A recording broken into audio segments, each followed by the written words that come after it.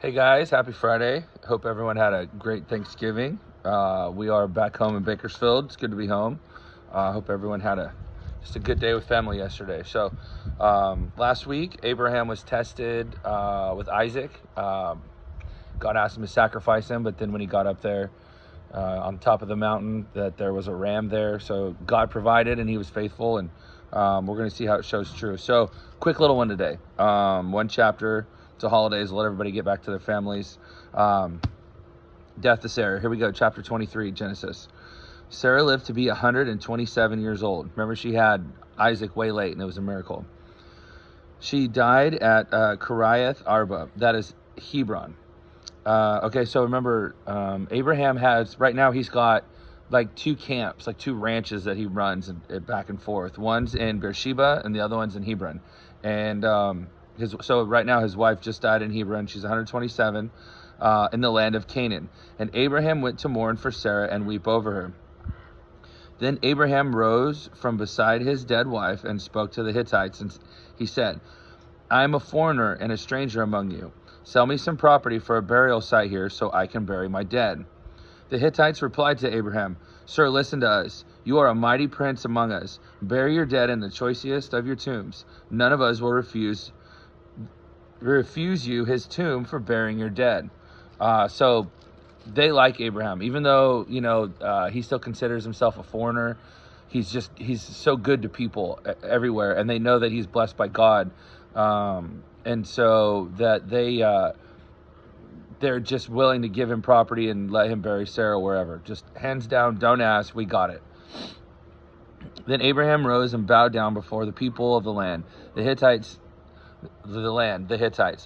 He said to them, if you are willing to let me bury my dead, then listen to me and intercede with Ephron, son of Zohar, on my behalf. So he will sell me the cave of Machpelah, which belongs to him and is at the end of his field.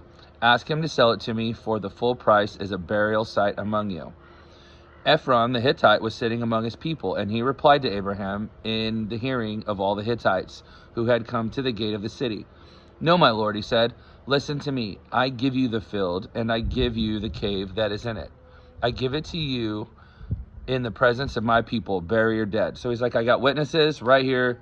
It's a gift. Take it. You're just a good person, and it's not even worth me charging you. I have money. You have money. Don't worry about it. Again, Abraham bowed before the people of the land, and he said to Ephron in the hearing, listen to me, if you will.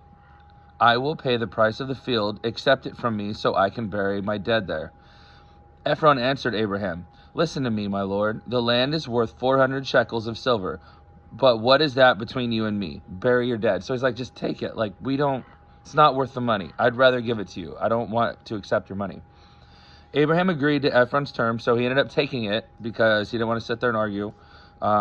Abraham agreed to Ephron's terms and weighed out for him the price he had named in the hearing of the Hittites, 400 shekels of silver, according to the weight of the current among the merchants.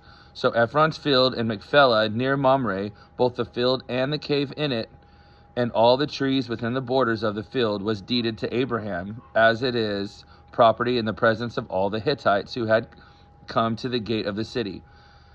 Afterward, Abraham buried his wife Sarah in the cave in the field of Machpelah near Mamre, which is at Hebron, in the land of Canaan.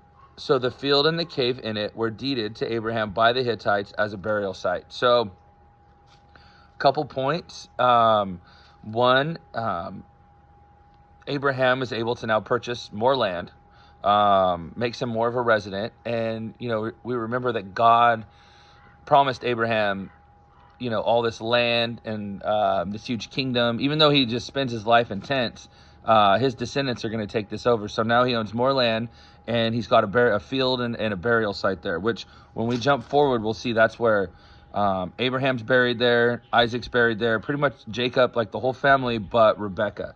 So anyway, we'll get to that. But now he's got like a family plot of land, and he's buried Sarah there. That's it.